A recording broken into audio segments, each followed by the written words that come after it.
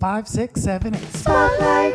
On stage at MMT. Spotlight. I meet the cast, crew, and company. Spotlight. Sit back, on relax, stage and tonight. just give it a spotlight on stage at MMT.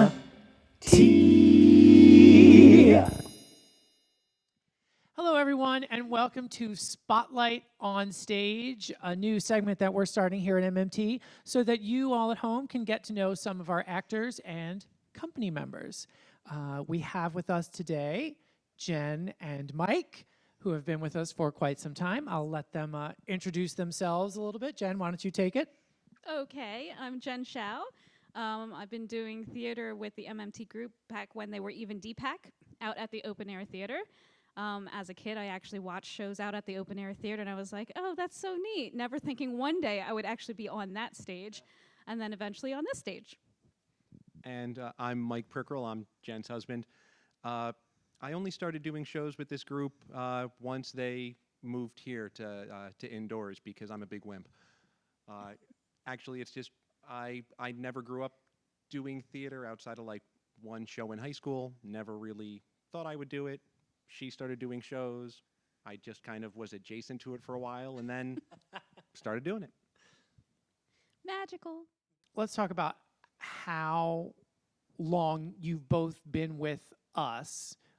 What was your first experience with us and kind of how you got involved? Obviously, the two of you are married, so one went first, which we kind of hit on a little bit. But Jen, since we met you first technically, and I still remember what you sang for your first audition for us at the old studio. Oh, good God. It was I Enjoy Being a Girl.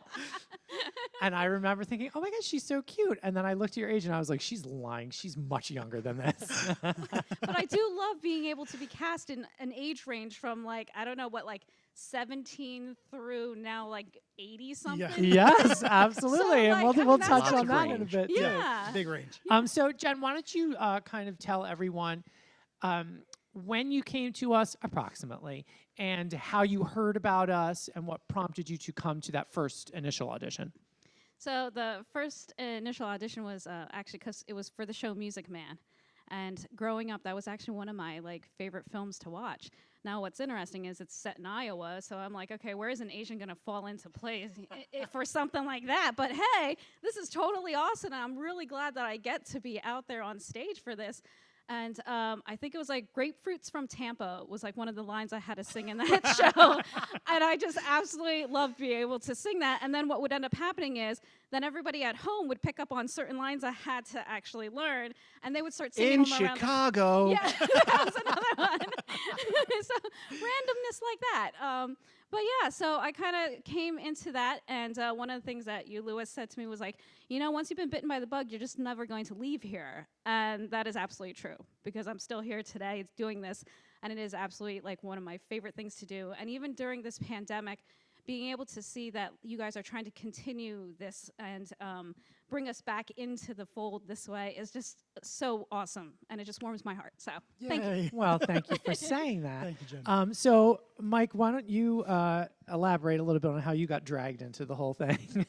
So I was the husband. I would be the one who would like pick her up, or when my kids started doing shows, I would, you know, be like the backstage child yeller in Oliver. And just every once in a while, Jen would ask like, hey, you should come audition. No, why would I want to do that? Then it was actually at, I think, one of the Christmas parties after Christmas Carol.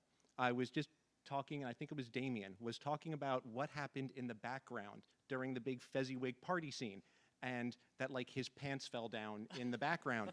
And he says like, but you just have to kind of play it off. And he's like, oh, my pants. And he picked them up. And all of that just happened totally in the background, and like I watched the show, I didn't notice it. Yeah. And I just realized like how much fun this must be to do that sort of stuff. And eventually I auditioned, and my first show here was Hairspray. So I had never done... You avoided the park. He didn't want the spiders. He didn't want all the other fun. Listen, Yeah. we didn't Bugs either. now. I mean, good job on that. And I remember walking into that first rehearsal not knowing at all what was going to happen, and we were rehearsing the number at the end of the show, that really long dance number. So it's like, I don't know what I'm doing. Oh, great. It's like a 4-minute long, everyone dancing. And just that whole like, I don't really know what I'm walking into, but it's going to be fun has just happened since. Just throw you right in the pool. Yeah, it was, and it's been great since. All right. Next question. What do you do when you're not performing? What do you do for a living? Daytime, nighttime job. So I'm an engineer, and I guess it's one of the other reasons I really love this is it's so different from what I do outside of here. I mean, it's technical and it's logic and it's sitting at a desk and, you know, writing stuff and doing math, and this is the exact opposite of that.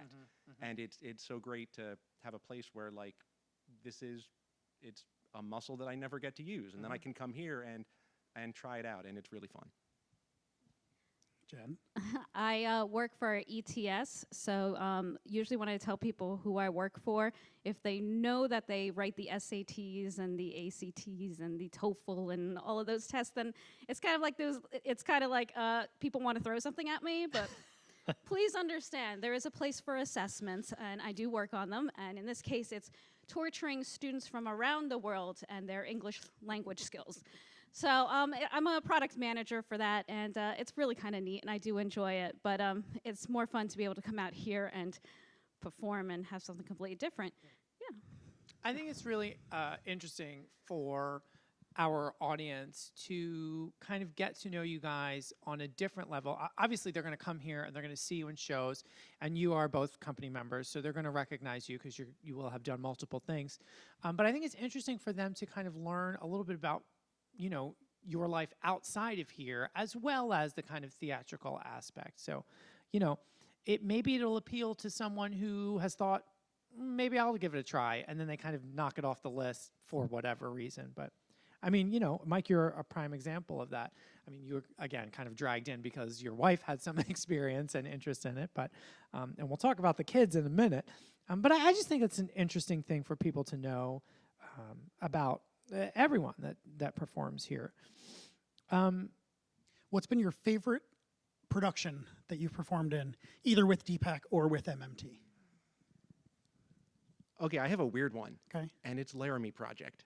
That's not weird at all. Well, because up until that point, I've done a bunch of shows that were silly and fun, and like Spam-A-Lot was great. It was like getting shot out of a cannon. Ready? Go! And it's just one silly, crazy thing after another, and that was so much fun. Sure. But when we were doing Laramie, it was totally different. Like, we wouldn't leave rehearsal like, yay, I feel great. You would leave a little bit bummed. Yeah.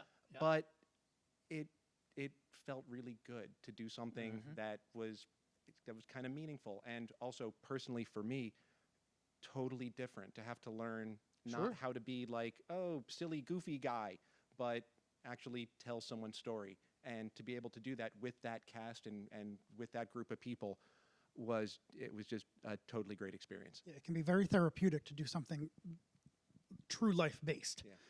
And tell someone's story, like you said. And you bring up a good point because, you know, we're known for musicals in normal times. That's what we would do all of the time. But every once in a while, we do try and pepper in a play. And even up until probably Laramie, the plays that we had chosen were either comedies or very, like, distinct. We did the one thriller, well, two thrillers, I guess, or dramas. But Laramie, being based in reality, I think kind of really resonated with not only the performers and the wonderful director, Molly, but it resonated really with the audiences as well, and is one of the only things that were planned for the 2020 season that we actually got to do. So there's that as well. Jen, same question. So funny enough, I think the show that I had the most fun in, and like I cringe because I really don't like the show, was The Little Mermaid. Crazy, right? I got to play different types of animals, and then I got to play a princess, and it was like, this is awesome. And first half into the second half, I mean, you have to change your makeup completely and everything else, but there's something completely fun about that. Even though I hate the way that show is written and the way it ends, and you're just kind of like sitting there, like all of this build up to what that's the way she dies. This really kind of sucks. But just overall, the cast is also very large for a show like that, and it's very diverse for being backstage and everything else. And so I think that was actually one of the ones I had the most fun with. It also didn't hurt that there were times where the guys were up on the boat, and when they're up on the boat, there's all of us in the wings waiting to make our entrances, and there would always be somebody trying to make the guys up on the boat laugh. And so you'd have that fun backstage, or that camaraderie going on backstage. So funny enough, that was probably one of the most, that's one of the shows that really resonates with me. It's always surprising, right, when a show that you not necessarily I don't would like want the to show. be in. I don't know that I'd ever want to be in again Yeah. because I don't like the show, but like that really, sticks out of my mind. And then as an audience member, same question. What have you sat out and watched that you were like, oh, that's And one of my favorites? Before you answer this, I have to point out to our audience at home that these two people, along with their family, are probably some of the biggest supporters that we have. They are here for everything.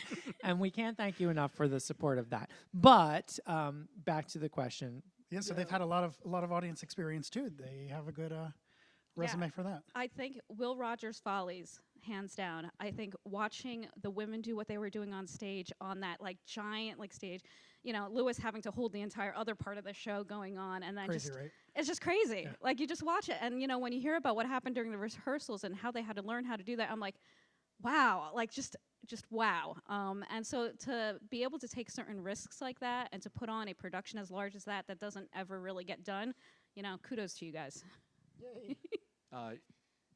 Okay, she took what was going to be my answer, and Will Rogers Follies, I didn't know the show. It's really weird when there's a show that we don't know anything about going in, and then we come and watch it, and was totally blown away by it. But then I guess the other one would be Godspell, and I wasn't expecting to really enjoy Godspell. It's like, oh, the Gospels of Matthew. Okay, sure, it's a show about it, but I left it feeling joyous and not in a religious sense, but just it was just such joy. And seeing you guys on stage in that, just everyone doing a song and crushing it. And then when you did stuff together, it was one of the most fun times I've had here, was watching that. And which is weird because it's not like a comedy and it's not made to have laughs, but I really enjoyed it. Yeah, Godspell's kind of an interesting show because I had done it many times over at the Playhouse when I was there. I also did it in high school. Had you done it before? Never. No, I had choreographed it and costumed it before, but I was never in it before here. So we toyed about doing it at the park, but the audience was so far away. There's that gap. You have to be kind of close, physically close to the audience is part of that show as much as those 10 performers in the band are. They're kind of the 11th cast member. So we knew when we came inside we would want to do it, and it was a lot of fun. And Will Rogers is, I don't know what we were thinking, but I mean, it's a show that we both are very fond of, and it was a lot of work. And like you brought up, it's interesting for that cast because they have to learn it. Well, the girls mostly, the boys too. They have to learn it, and then they have to relearn it. On the stairs. So. Although speaking about being an audience member, I do have to say, every time we try to pick out tickets, it's a question of, well, where do we want to sit in the theater? Because I think depending on what that production is, if it happens to be more like a play, I know sometimes I'll want to be a little bit closer. If it's my kids, it's always the front row. And I think everybody on stage knows it. And then there's been times where if it's a really big production with lots of dance numbers, I'm like, you know what, I would rather be in the way back. So I can see what the formation is and what's going on. So it is kind of interesting. But my favorite row is row H. And this one is probably further back maybe. I don't know. He's like, I don't care. He's like, every seat's good in this house. Yeah, I mean, luckily it is a small house, so there aren't many bad seats. Unless the house is packed and you've got someone with big hair sitting in front of you. That's it. It's all good.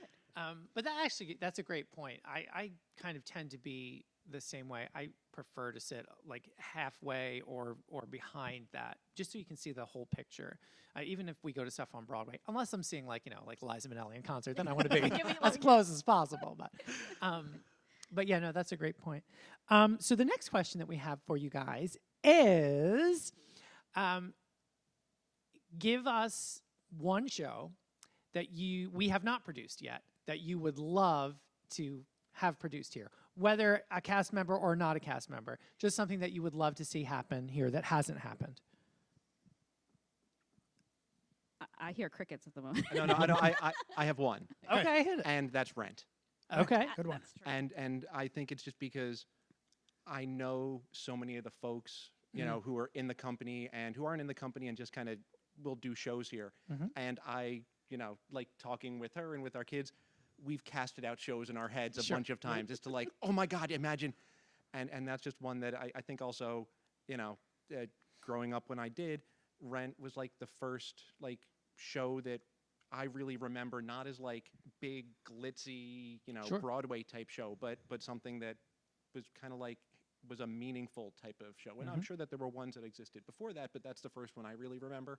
Sure. So being able to see that here would always be one that, you know, also realizing, you know, it would be just great to see some of these folks do that. Yeah.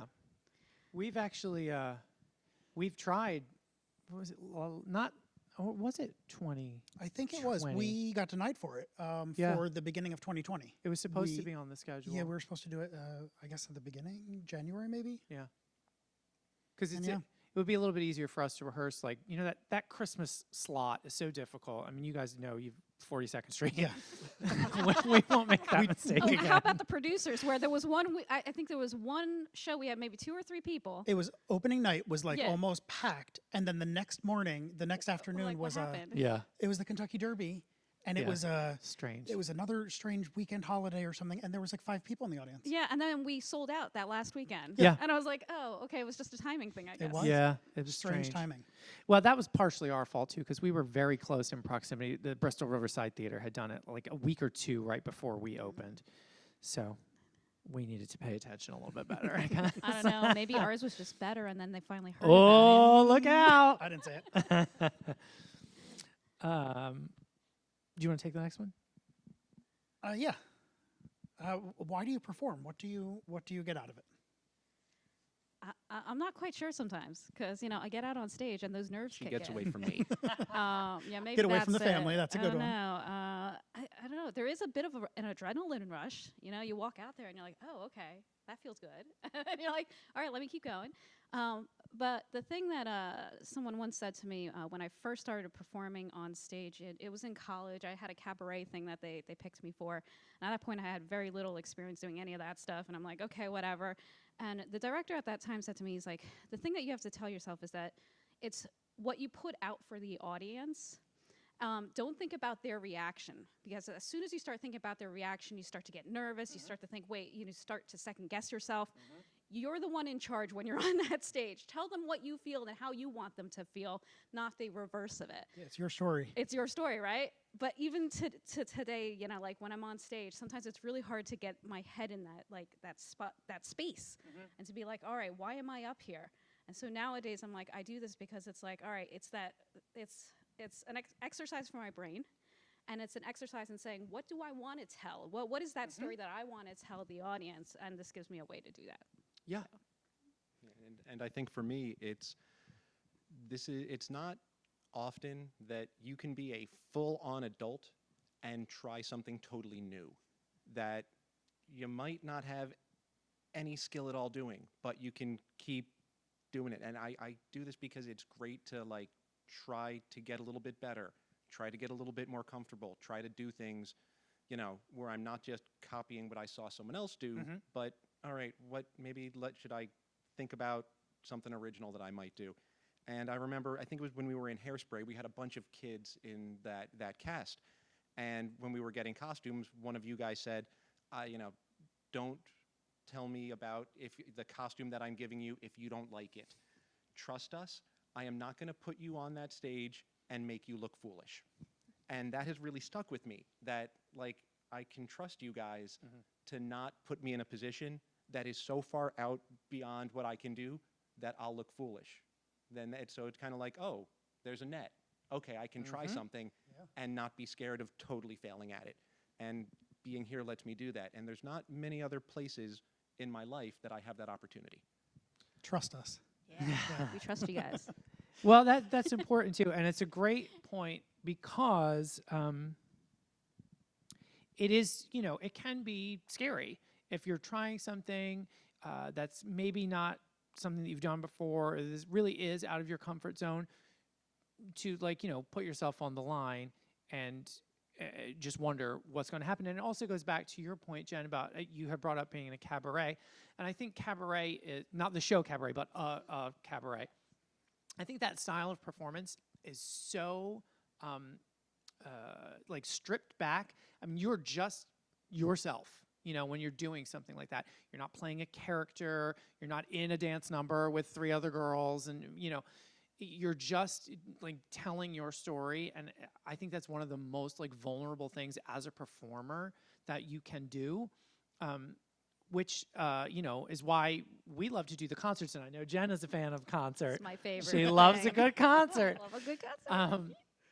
But it's a different style, you know, and cabaret, you know, both Jordan and I have worked on cruise ships, and that, while is similar, is again a different style, which is what some of our more production concerts have turned into now. But yeah, I mean, there's so many different things that it can lead to, which I want to jump back to the point that Mike had made, because it's a great segue about trusting us and, you know, letting us kind of guide you and making sure that we've got your back. Because we're going to talk about briefly a standout role in our minds for each of, for Jen and Mike. And we have to bring up the stripper. Because here's the thing. For those of you that don't know, we did the Full Monty 2019, okay? And the Full Monty is based on a movie of the same title. And it's about, you know, these like blue collar guys, and there's they're out of work and they're trying to come up with a way to pay for their lives, essentially.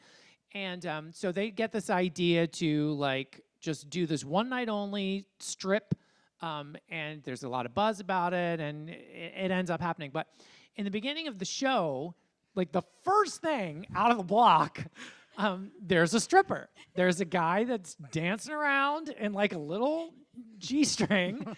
Yes. And it's very difficult to, you know, say to someone, look, this is what we are asking of you. If you're not comfortable, we understand, but this is what the role requires.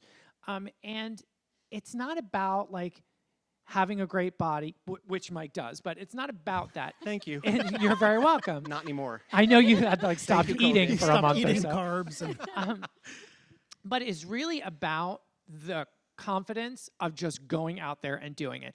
So why don't you kind of elaborate on that a little bit, what that experience was like for you, and also like the very first time you did it, how it felt. So it was not as scary as I thought it would be. And it wasn't uncomfortable. I think it was actually more uncomfortable when we had to take pictures for the set. You know, in part of the show, one of the steelworker guys looks at a poster of the stripper guy and says like, oh, we could do that. So you guys had to take a picture of me in just like the G-string. And that was probably more uncomfortable than doing it on stage. And I don't know why. And it might have been because, you know, like, okay, we can rehearse it. And, you know, I got the costume piece with like the breakaway buttons. And it still seemed like kind of silly. And then the first time, as soon as you walk out there, it's just kind of weird. It's not like, oh, that's not me taking off my clothes on stage. It's this character doing it. And if I'm a character doing that, I can do that a lot more easily. Mm-hmm. It doesn't feel weird. It doesn't feel vulnerable because I'm a stripper stripping on stage. And I need to look like a stripper on stage and not look shy about it. And that was actually not as hard as I thought it would be. I mean, I'm not going to lie. There wasn't that moment of like, oh, great, there's going to be weird people in the audience staring at me. Yeah. But, you know, and the audience, like their reaction to it, everyone laughed and they got it, and that made it even better. Yeah. So that part wasn't scary, and it didn't feel super intimidating. And the other thing is, you feel safe doing that sort of thing here. And I mean, and I had the easy part, the 6 guys in the show at the end who had to do that. You know, I think of the amount of trust it takes to do that. You can only do that if it's the type of place where you feel like, if you feel safe doing that. And I never felt any differently here. And the Full Monty is probably one of those shows that gets the best audience reaction of any show. It doesn't matter if you're one of the 6 guys up on stage who actually do the Full Monty, or if you're the you know, the rest of the cast who's in the audience at that point.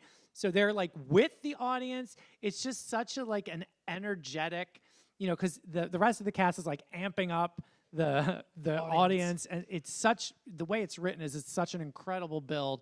It's really very, very well written, and it's just like wild when you know, at the end. It's just and there people are surprised, like some people knew that it was going to happen and other people had no idea. And as a cast, all of the cast comes out into the house, and we're just with the audience Watching to see it the at the end. audience. So we can see their reaction, and it's just so great to see, like, oh my God, this is really going to happen, isn't it?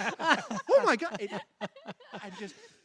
And everyone loves it. And you know, everyone leaves that show with a huge smile on their face. it's true. It's true. It's definitely something that, you know, it just makes you laugh. It just makes you step out of yourself for a minute and have a good time. Speaking of stepping out of yourself, Yes. giving a good laugh and having a good time, Jen, we have to talk about your role in The Producers. Oh, that's the one you chose. Yeah, it is. What?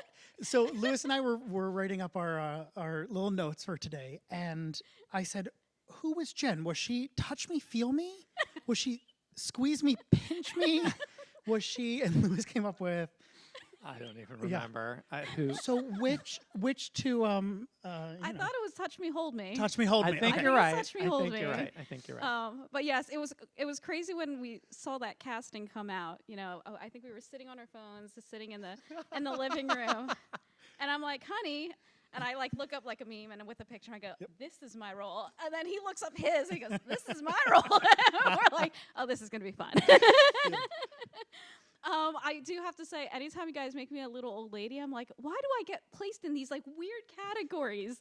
And it was so much fun. Yeah. And learning how to, you know, play with the walker and, you know, just doing that whole number the way that you see it, you know, on stage on like Broadway, and you see that whole thing. And it's just, it was just really neat. One of the best moments was having to hide behind the couch, though, during the one scene. Because I was back there. It was the entire scene. So I think it was like at the beginning of Act 2. So, you know, I slide back there, and I'm just hanging out there for the entire scene. Just you know, for one sight gag. for one sight gag. It's so amazing. good. It's so a great good. sight gag, though. Absolutely worth it. That whole show is just setup after setup after setup for all these killer jokes. Yeah, no, I definitely that was a great one, and that is role that definitely. Yeah. If you guys are placing that at the top, I would agree with you. Yeah. I would place it at the top. No, yeah, you know, it's so we love to kind of, when we go through casting, and we always go with our company members in mind, and we love to try and like expand everyone's comfortability and everyone's kind of just Range, the range of the characters that you play, because you know everyone has these like certain things that they would normally fall into, but every once in a while we're like, let's do this, and it always ends up being great. It was great. The Producers is another one that is enormous. I mean, you know, you were both in it, so you were schlepping that set around. That's between the set, the costumes, Yeah. just so everything. much Just of enormous. It was big. The swastikas. Yeah. Oy, oy, oy. That was weird. Yes. Yeah. Well, you know, that's a great point, because it is strange. It is strange. And I don't know if you want to talk about the Flags? Yes. Yeah, so for anyone that doesn't know out there at our home audience, anytime you purchase anything that you need for a show that takes place around World War II, such as The Sound of Music, such as The Producers, you can't just go out and purchase these these items on Amazon. They are not for sale for very good reasons. So the very first time we did, I guess it was Sound of Music. Sound of Music at the park, we needed two big German Nazi flags, and I found a website via another theater friend of ours, and I placed the order, but they kind of said, we're going to contact you about this order just to answer or ask you a few questions that you have to answer. And there was a series of questions that I had to answer about, is this for historical purposes? Is this for theatrical purposes, reenactment purposes, teaching, educational purposes? Why do you need these two flags? And then after you complete that, they approve you or deny you for what you're purchasing. And then after that, they say, you're going to be put on a watch list for the next 7 years for purchasing these items. Just so you know, we have to put your name on this list. So I was like, oh God. And ever since then, people have contacted us to rent or borrow those things for the producers, for The Sound of Music. I feel like there's one more show that I'm missing where they are needed. Cabaret, you need the armbands. Armbands, yeah. But yeah, maybe that's it. But every time I lend them out to another production company, I say, listen, my name was on a list. I mean, it's well past 7 years now, but I just want you to know you can't joke around about any of this stuff. Please, no extra photos of this. Tell the cast same stuff, because it is. The producers is very funny, and it puts a little bit of humor into making Hitler a big gay character. But it is a little scary seeing that and being on stage, I'm sure, and even watching from the audience. You're like, oh. The first time that we're in the wings and putting them on, and you're like, is this okay? Yeah. And then I think it's only because of then what we do with it that it makes sense. And it's, you go a little bit too far one way or the other, and that totally wouldn't work. Mel Brooks. And that's why that show works. And Toes the line. And it's fun, but I could see how you could do that really wrong. Yeah. And it's great. I mean, as big as our cast is, we never had any issues backstage. Everyone's very respectful of, this is just a piece of the show and what have not. It's not something you joke about, but there would be times we had, serious conversations, about the whatever material we're working on at the time, not just with the producers, but anything else that's serious. JCS, Jesus Christ Superstar. Sure. When we did the all-female version of it, that amazing was production. An amazing production, but one that is so hard to take in because of the take that we did on this stage. And while not everybody loved it, I totally understand why. It was quite the experience, and it's very moving, and it's something to take in and to think about. And so it's good when you have people, again, you trust on stage with you, and that you trust backstage. So. I'm so glad that you brought that up because, again, I'd like to mention the director of the all-female Jesus Christ Superstar, which is Richard Emilius. He came in with a very strong idea. And being a community theater, which is what we are, we tend to just present happy a lot of the time. So we wanted to kind of expand the horizons of our audience and of our performers as well. And that production was so intense. And, I personally have performed in Jesus Christ Superstar many times, and my family has seen it. Obviously, Jordan has seen it and been in it as well. And we did a production of it at Open Air Theater. We did. That was very true to a biblical aesthetic of what people think it should look like. Yeah. This was not that production. No. But it still holds to me. I saw a different show. I saw a completely different group of characters in these women. I saw it from a different point of view. It made me feel something different than the show that I had seen a billion times on TV or at local theaters. And I think that's one of the most meaningful productions that we've ever put on here for that reason. I would agree. And again, thanks to Richard Emilius for coming in. And all with of those women. The idea. And thanks to all of the ladies who really took a leap of faith, no pun intended. And again, as Mike mentioned, they just kind of trusted that we would keep them safe. And there were people here who were blown away by it. and there were people here who didn't care for it. But it really kind of pushed the line. And that's what art does. Correct. Truthfully, is it makes you feel something, good or bad opinion. And if you'd like to listen to a cast recording, Richard Emilius has continued work on it and has a full female cast of New York performers. I believe you can do #SheHasRisen and find the info on that. It's a wonderful recording. We want to talk to you as we're kind of going to start winding down now. You know, both Jen and Mike kind of pointed out what they did for a living. I just want to point out, not only do our performers come and perform here, but Mike helped us build a motorized windmill for Oklahoma. And Jen helped fix our router in the old studio when it wasn't working. So we really do, everyone wears many hats here.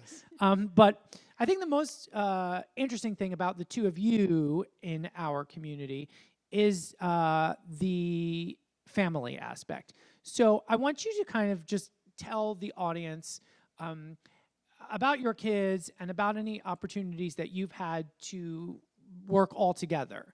Of course, one springs to mind for me, but I'll let you guys kind of tell that story. You can do it. So we have 3 kids. Right now they are 10, 12, and 17. And, you know, that's a kind of big age range between them. And our oldest was a gymnast for a long time, so she was always off doing that. And, you know, so we always were going in a million different directions, all doing our own thing between work and when we started doing shows here and gymnastics and everything else you have when you have a big family. The kids started to do shows outdoors at DPAC and then indoors here. And every once in a while, we get to do a show with the kids. And in some ways, it's great. And in some ways, it's not so great. Because it's like, well, wait, am I supposed to be a parent? Or am I just a cast member? Yeah, we always try to tell the kids in those situations We are cast members. that your parents are not your parents once the show has started. Yeah. Once you enter the building, they're also cast members with you. It's a tough thing. So there have been a handful of shows where either one of us has been in or both of us have been in with just one kid, but for Christmas Carol, that's one where all of us get together. And I mean, I guess that's the only show that all 5 of us I think so. have yeah. ever done. And there's been a couple times where it's been all of us. And just logistically, it's great because we all get in the car and all go to the same place and don't have to worry about like, oh, do we have to get lunch for this one? They're all here. It's also just great to be able to share that. Sure. To have, you know, an experience where afterwards, like, we get in the car and drive home and we're talking about like, oh, this was great and what happened, and being able to share that is pretty cool. Although I do find it's funny, even though we do a Christmas Carol as an entire family, all of us are in completely different tracks. Mm-hmm.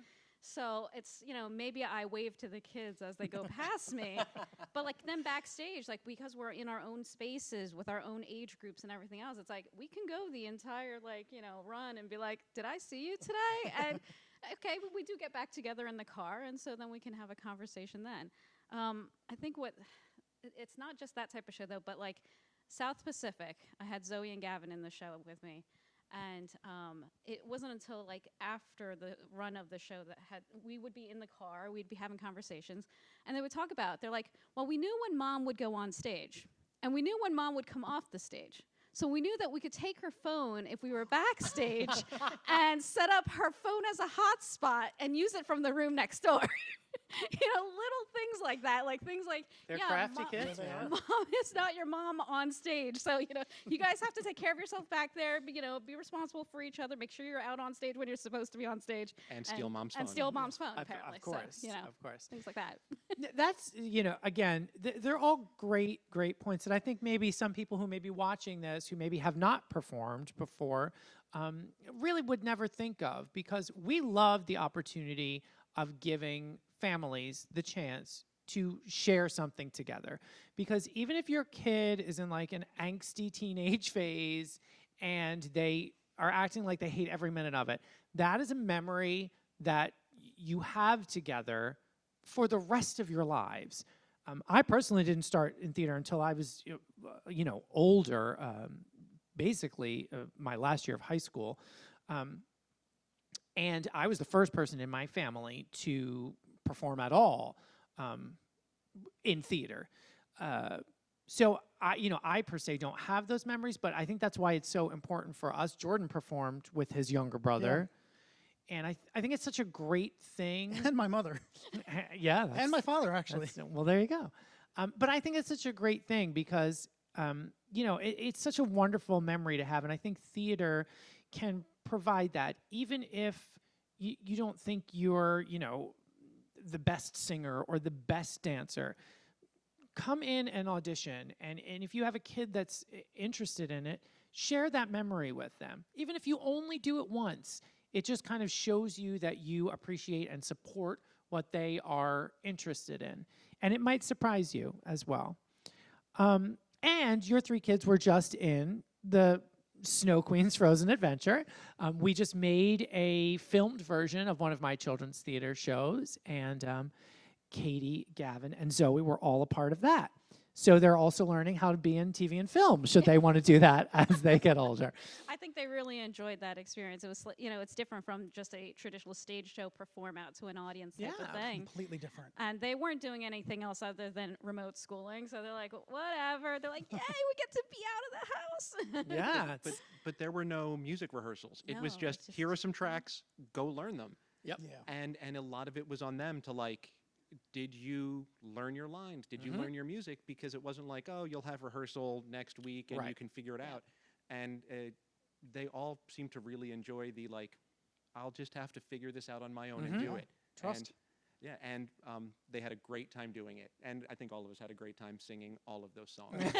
Sorry about it. You'll get to sing them again once it's released. They're still stuck in my head. That's Yeah, okay. I know. I apologize.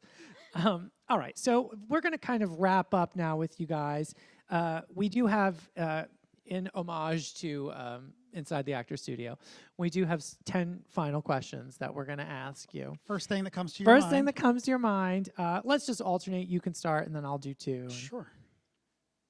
All right, so I can start. take it away. What's your favorite musical? Miss Saigon. Chicago. All right. What's your least favorite musical? The Music Man. All right. Carousel. All right. No, that's right. All right. What sound or noise do you love? When you take a step on snow and it makes that kind of crunchy sound, I love that. The sound of what would be a jellyfish going through water. Bloop, bloop. What sound or noise do you hate? When someone else is chewing loudly. That's apparently like a theme in our house, though. Because you're the one who chews, I yes. apparently chew very loudly. I Like, do too, Jen. everyone High goes five to like that. It really is the nails on a chalkboard. I mean, that's wow. that's the yeah. What is your favorite word? Wow. Just to preface, the next one is about curse words. So I'm going to go with inspire. Inspire. Wow. Inspired. I gave you extra time. I went Yeah, first. no, it didn't really help me because my first thought was like pulchritudinous, but that was only because we were joking about the word pulchritudinous. Like, it. it has like a, That's a yeah. that's a great word. Yeah. So what does it mean? Weren't we having this conversation? It's like about like being happy and like, but like happy in some specific sense of the word. But it came out of some weird little TV show when the kids were watching it Like as a a kid. kid show. Like a kid show that we couldn't stand watching. But like, you it just learned a new sticks with you. word. Did. Yeah, it just sticks with you. One word. One word, yes. Okay, so then what's your least favorite word? I'm going to go easy and say moist. There's always a purpose for a word, so I really don't have a specific word that bothers me. That's fine. All right. What is your curse word of choice? We'll bleep it out, don't worry. Okay.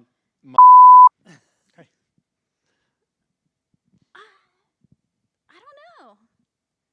It depends on the There's a moment. purpose for every word. Yeah, and you say them to Use me. I mean, I probably use a little bit of everything. It really is like a spice, you just Yeah. gotta throw a little bit of everything Pepper in there. Yeah, pepper it up, exactly. Pepper it up, yeah. What profession other than your own would you like to attempt? Teaching. Oh, and that was not one that well, that was one I had once said, but actually nursing. Mm. Another direction I didn't go in. I had once said that I would go to school for nursing after I finished my degree in theater. Yeah. And I never did. See, right? Yeah. It's like, and how many of the theater folks we have are nurses? Yeah, or yeah, teachers. and teachers. So it's like, there you That's go. probably our two biggest demographics. Yes. So, what profession would you not like to do? Accountant. Okay. Which I know as an engineer, it's like you think that, oh, is that the same? No, totally different. Anything that gets your hands dirty, like cooking. Cooking's not my thing. Okay. No, it's not. And lastly, Last question. Good. If heaven exists, what would you like to hear God say when you arrive at the pearly gates? See, I've watched Inside the Actor's Studio. I should have known this one was coming. This one.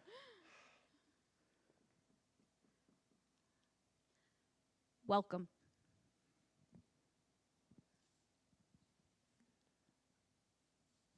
I guess it's something like, are you surprised you're here? All right. Well, guys, thank you Yeah, so thank you much for both. doing this with us. Thank you so much. It was so much fun. Like to Yeah. have to like take a shower and shave Yeah. I know. for We a got reason to put go on somewhere. It's not put great. on your nice sweatpants. clothes. Yeah. Yep. I know. Find something. Again, thank you so much. We hope that you all at home have enjoyed this little interview with Jen and Mike, and will join us for the next few interviews as we continue along. Thanks so much.